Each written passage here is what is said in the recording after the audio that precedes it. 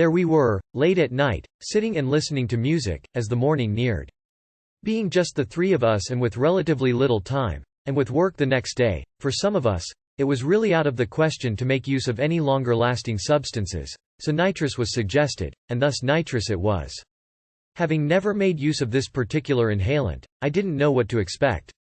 I had read up on it a bit and discovered that it was very short-lived, and produced both oral and visual hallucinations. Having had no drugs producing visuals before, that would be something completely new to me. I was somewhat apprehensive, but the fact that it is still used medically calmed me a bit. I sat out the first round and watched the other two do their thing. One of them kept on inhaling and exhaling into his balloon, which eventually exploded, which sent him into peals of hysterical laughter. I thought. I guess it's called laughing gas for a reason. A few minutes later, they had calmed down and were ready for round 2. This time, I got my very own balloon, and, with some reserve and nervousness, breathed out and then inhaled the contents. I inhaled and exhaled about 4 times, maybe 5. I know that by the third, I noticed an effect, and stopped when I saw that the guy whose balloon didn't explode put his down.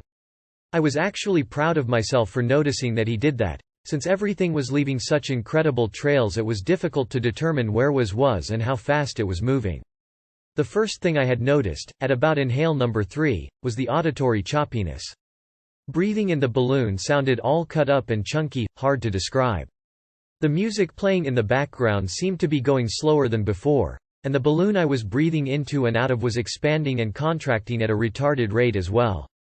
I felt fuzzy, and looking at my arms, they looked like those cartoon drawings do. Those ones with multiple images used to indicate rapid repetitive motion. I managed to mouth the words, oxygen deprivation, more to see if I still could than anything else. I stared off in front of me, still holding the balloon at chest level, somewhat in awe of the greatly distorted universe which I had been thrust into. I noticed, then, that the other two were looking at me, grinning, so I looked back, squinted my eyes, raised an eyebrow, and then grinned.